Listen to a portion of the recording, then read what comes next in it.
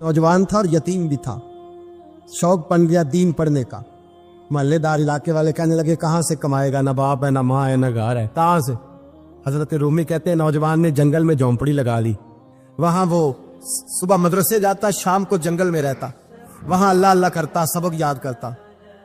एक दिन बादशाह की बेटी रास्ता भूल गई, जंगल में आई सहेलियों के साथ, बॉडीगार्ड भी साथ थे, पर रास्ता भूल गई।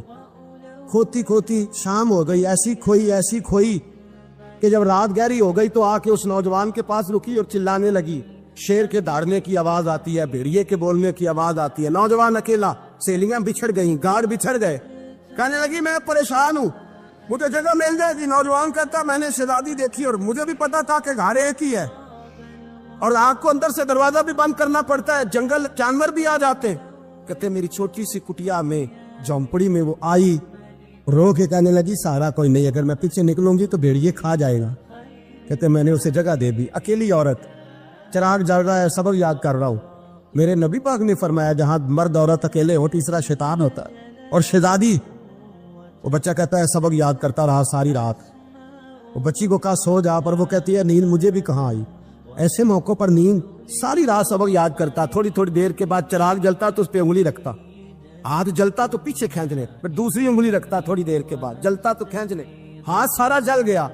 सुबह किरणें चमकी तो कहने लगा चल निकल जा, दौड़ जा, बस बड़ा सब्र का इम्तिहान हो गया, चली जा।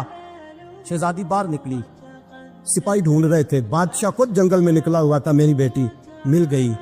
बादशाह तन्हाई में जाके कहने लगा बेटा मैं दुनिया को बताऊंगा कि मेरी बेटी खोई नहीं थी, सिपाही साथ ही थे।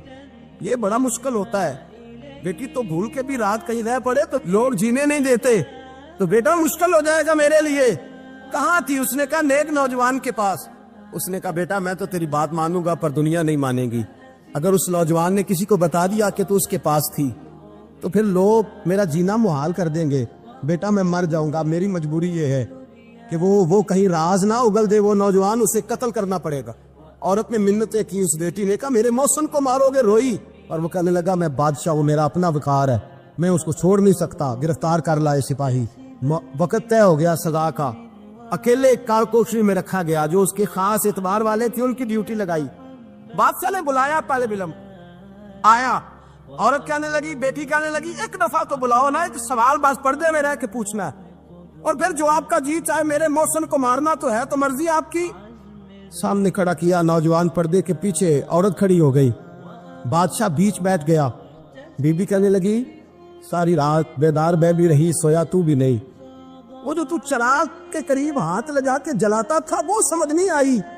नौजवान रो पड़ा, कहने लगा क्या करूं, मैंने रसूलुल्लाह का दीन पढ़ा है, क्या करूं, मैंने हुजूर का दीन पढ़ा है। मैंने पढ़ा है कि जानी को सबसे नीचे दोज़ख के सबसे निचले दर्जे में जलाया जाए, उसे जहन्नमियों का पीप और रेशा पिलाया जाए, कंद खिलाया जाए।